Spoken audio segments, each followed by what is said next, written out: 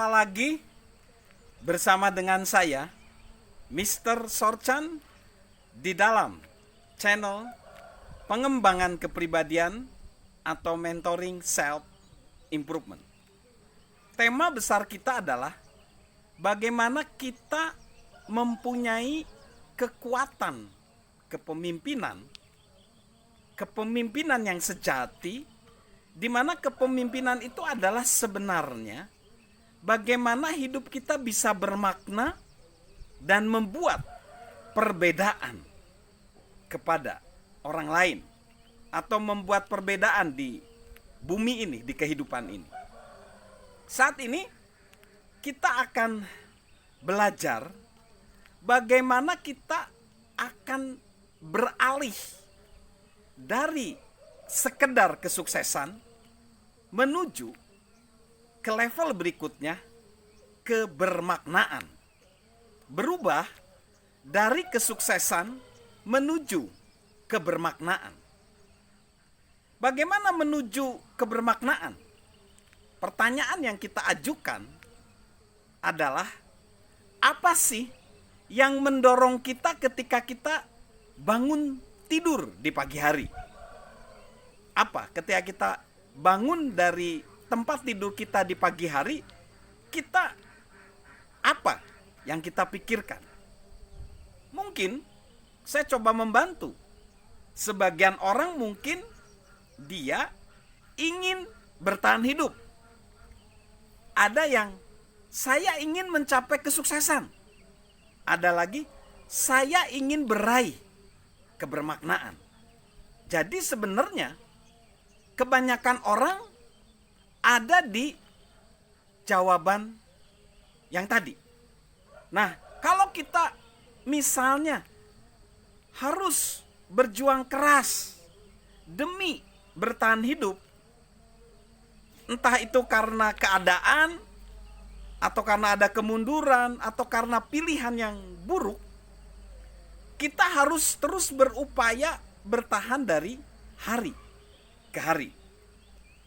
Namun jika kita bekerja keras untuk membuat hidup kita, keluarga kita menjadi lebih baik lagi, saya harus memberikan apresiasi dan salut buat kita semua.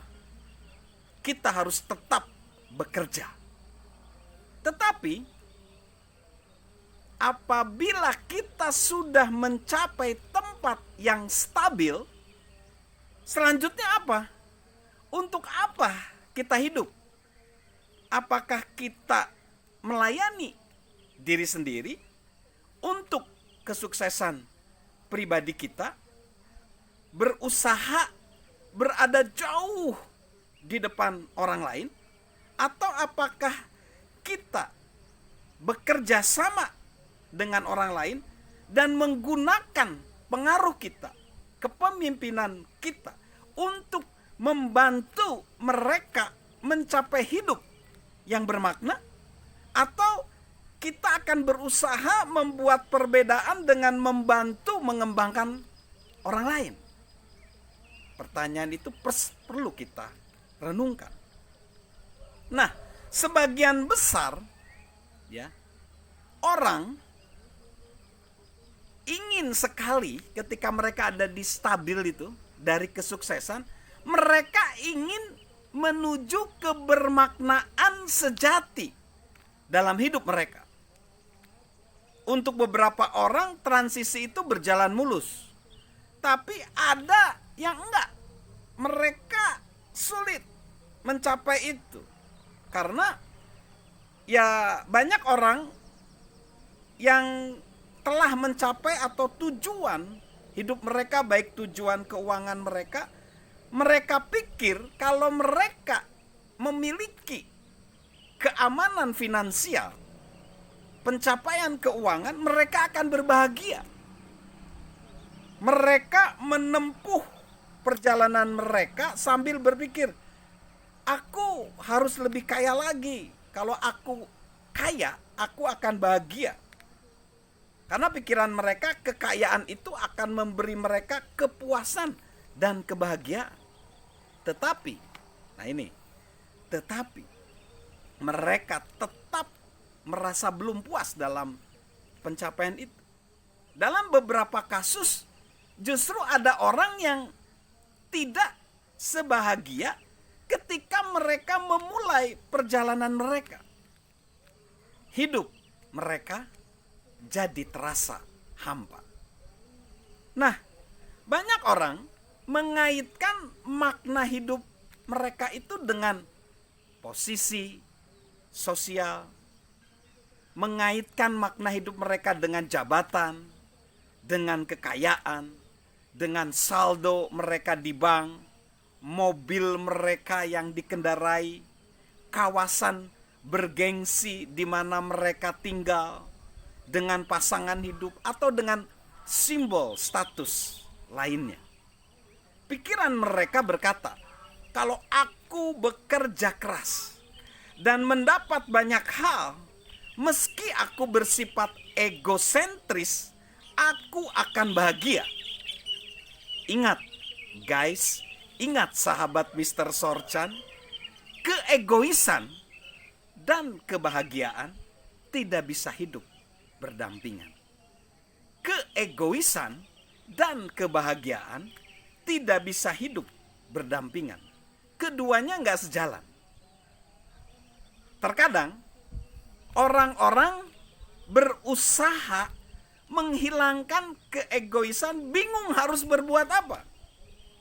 Mereka seringkali ingin mengubah karir mereka di usia mereka yang 40 tahunan, bahkan 50 tahunan. Dan mereka seringkali kalau ditanya gitu ya, apakah Anda benar-benar ingin beralih karir atau Anda ingin beralih ke kehidupan yang lebih bermakna?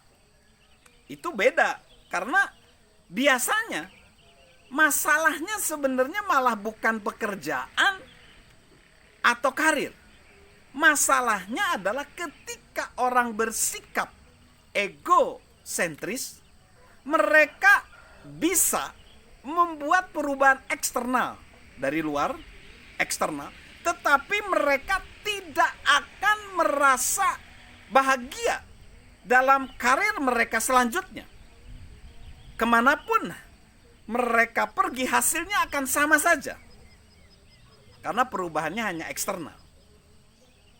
Nah, sebaliknya, yang harus mereka lakukan adalah beralih kepada kebermaknaan dengan mengutamakan orang lain. Pemikiran mereka perlu berubah dari apa untungnya bagiku menjadi apa yang bisa kulakukan untuk orang-orang lain. Jika pola pikir ini belum berubah, kebahagiaan, kepuasan, dan kebermaknaan tidak akan pernah mereka raih. Jadi itu kebermaknaan. Tapi gini, kita harus make a deal dulu. Kita jangan salah paham. Jangan salah paham. Bukan berarti kesuksesan itu buruk. Bukan. Kenyataannya adalah orang-orang harus mencapai sejumlah kesuksesan tertentu sebelum mereka siap meraih kebermaknaan. Mereka harus sudah menemukan jati diri mereka, mencapai sesuatu, dan membuat diri mereka berharga sebelum memiliki sesuatu untuk diberikan kepada orang lain. So, jadi apa sebenarnya? Sebenarnya begini. Untuk meraih kebermaknaan, kita tidak harus meninggalkan zona kekuatan kita. Kita nggak harus melakukan atau berhenti melakukan hal-hal yang di zona kekuatan kita. Kita tidak harus berhenti menghasilkan uang, menghasilkan rezeki. Namun kita harus berupaya sebenarnya melakukan hal lain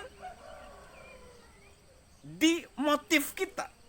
Tujuan kita, motivasi kita jadi berubah. Tadinya kita bekerja untuk mencari uang. Sekarang berubah.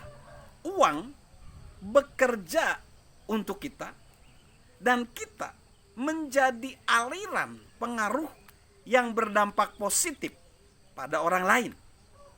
Itulah yang dinamakan hidup penuh tujuan dan signifikan. Itulah hidup yang bermakna. So, guys, sahabat Mr. Sorchan, selamat beralih dari kesuksesan menuju kebermaknaan. Dan salam sehat dari saya, Mr. Sorchan.